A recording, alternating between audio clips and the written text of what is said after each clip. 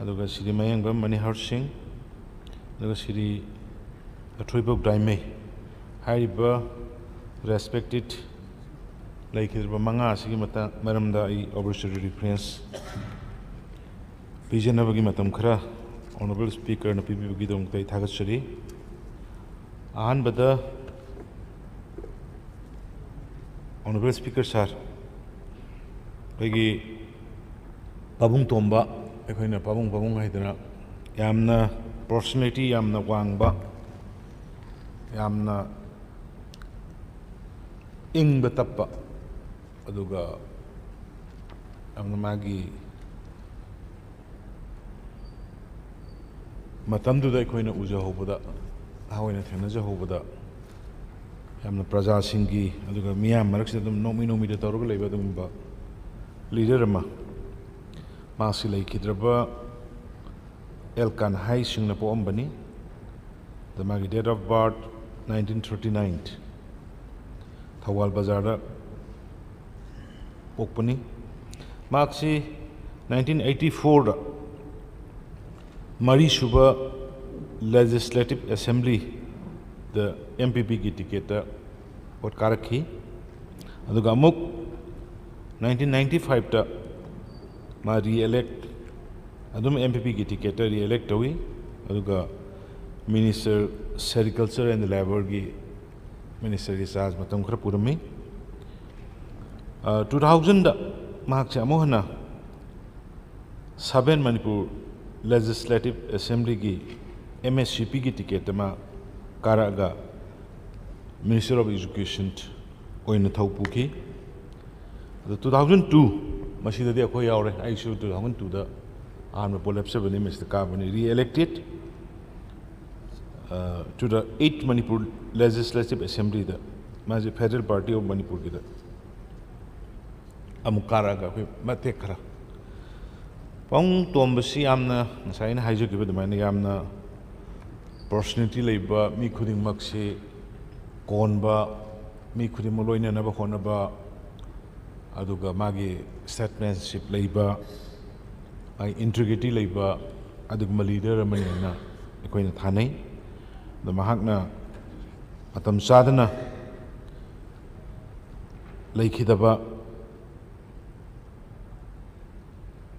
sitai dai khoi aigi maigai dagi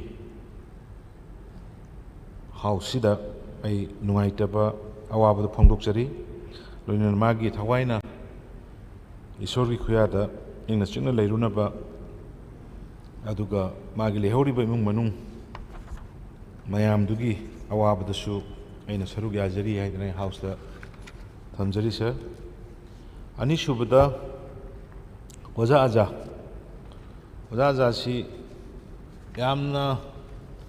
aiga yam phajana loina jahawi ma khogi chingai gi ma 1st October 1946 da pokpani aduga ma ni masan pa ani masan primary ni ma ki singjaroi North Jasami police ki makhada leiba adugi khundagi ni marksi 2002 da 8th Manipur Legislative Assembly ki INC ticket ta makabni mak matamdu da sports minister matek ama pai mana aina thena ja hobada yamna sports ka da yamna thawa yawba aduga akhoi gi mi khuding maksi adum khonba yamna friendly oina mayam se adum thodongna enmity adugumba gi wakhal mangon da mamai da udaba agi thamoi da leitaba mepum khudima ka adjust tawdraga hingba pamba leader ma matamdu dai akoina ma thangnaki aduga maroi na development gi kari gi matangda yama thawai yaujaba singi lamse biren mashi kharak kanna honaraga chakhudhandaba yaroi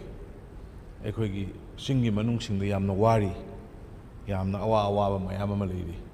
masi singi lamsi khara priority pi daba yaroi ga haidna khoiga ngak phambada ngak unabada wari watai hogdokpa aduga Manipur si ekoi amatoina Naga haiba, Kuki haiba, Maitai Pangal haiba laitana akhoi punna akhoi amata oina hingminagadabani. Akhoi amatani ka haibagi wakhalonda yamna liberal toiba mindset amada lairama leader ni mahak na laikidabasi akhoi state sigi aduga tangkhul jati gi aduga akhoi punamaki house sigi yamna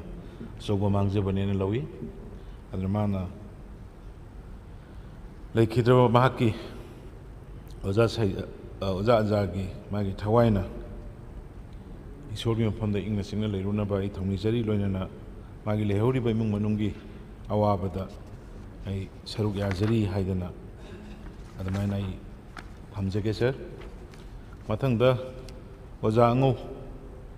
akhoi nauriyagi sumayamna hena khangnare akhoi rajya sabha gi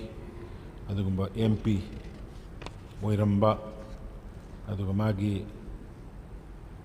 lairikaga phongdana akhoi parliamentary aigi activities my activities in parliament gain to phongdana adum state sigi award apa mayam ama parliament aduga central leadership da puthokdana hona biramba adugumba ozani ma 1939 the pokpani aduga ma even mana phangibada saita Sudhakar of Bombay Hindi Pedabet and Hindi Bisrat phangibagi adugumba ma ekhoina record thangnajaki adama more than 10 years ena ma waja oiraga ma thabak torami aduga congress ta sangam matungda makhal makham kayagi post painam matungda ma MP oina salaga Manipur state sigi Rajya Sabha member 1996 to 2002 masi oibirambani aduna magi asugumba magi contribution magi ingba tappa mayambu khonba wa yam kanna ngangde yam sop oina ngangaga mayambu khonba mayambu loina biramba aduga state ki issue kaya da mana parliament aduga central leadership da puthoki ba du koi ningsing jari ona suguma mamal yamna ba miyo yamana laikidaba sida aigi maikai degi ai awaba ausida awaba phongdok sari loinana magi thawaina isorgi mafamda ina chunga leirunaba thongni jari loina magi lehoriba imung manungi awaba singda chu saruk yajari haidana sare adamaina I pijake aduga Shri Manihar Maxi Ekoi Makadi Yam Kanna politically Pundana Taubadi Taude to Magi activities Ekoina Nawina Adum Tena Jehovada Maxu Dum Yam Honaba Kanba leader Ramana Ekoina Thani Masi by profession Uzawina Horpani Wabaidigi Aduma Ekoin Sang Masi Minister flat Shada Dum Ayamada Rambani. The mark 4th Manipur Legislative Assembly, the independent candidate in 1984, the Karga International Congress joined Tokibani. Ma 1990, the Deputy Speaker Oirami, the Minister of State Independence Charge Oirami, Matekara, and the Masi Kugi. Masu ekhoi magi amakha ojamani harge ekhoina uhobadama leader singa loina ba khatanatana ma praja singa ground grassroots public singa loina baduna mangoda hena pambagi mawong praja singa loina rego lebi mawong ekhoina matamdu uba phangki aduna ma gumba leader amana laikidabasi koi state ki mangjabani loina magi laikidaba magi thawaina isorgi khoya khada ingna singna leirunaba aduga laihoriba magi imung manunggi awabada ai sarug yajari haidana house ki phamdai hamjari loina isorda kurumjari aduga manna siki khoigi oja athibo gramai koina sumnagi maming tabada ngaire yamna khoi ꯑꯀꯨꯞꯅ ꯈꯪꯅꯕ ꯅꯩꯅꯕ ꯑꯗꯨꯝꯕ ꯂꯩꯇ꯭ꯔꯦ ꯑꯗꯨꯕꯨ ꯌꯥꯝꯅ ꯅꯨꯡꯉꯥꯏꯕꯗꯤ ꯃꯥꯁꯤ Congress MLA from Aimol constituency Tamenglong sub division ꯑꯩꯈꯣꯏꯒꯤ late Siri Husungbo gi machani 1929 da pokpani aduga 8 Tharon village Tamenglong subdivision da maki details mana matamdu da 1952-57 asida koi poktri adu magumba leader ama Manipur gi democratic system da merge tawraba matungda Bharat merge tawraba matungda democratic system da lakpa kanda Manipur sibu semgatpa sagatpada yawbirakpa Manipur sibu semgatpa sagatpada mang singbirakpa aduguma leader amoina ai house ki kuthangda ai ikai khumnaba uchari sugumba leader amana laikhidaba sida khoi state sigi mangjaba adugi nungaitaba ai house thamjari ana laikhidaba sigi magi Tawaina Ishwargi mafamda Englishna leiruba oisano aloinana magi lehoriba imung manunggi awaba ayak isana sarug yazari hainai thamjage sir ana sarna arbitrary friends laikhidraba adugma leader manga sigi maramna kitang Haijanabhi Tanjapi Gidamuktai Honorable Speaker Bu Thagatsari. Thank you. Mathangda Leader of Opposition Nawafam Thamigani.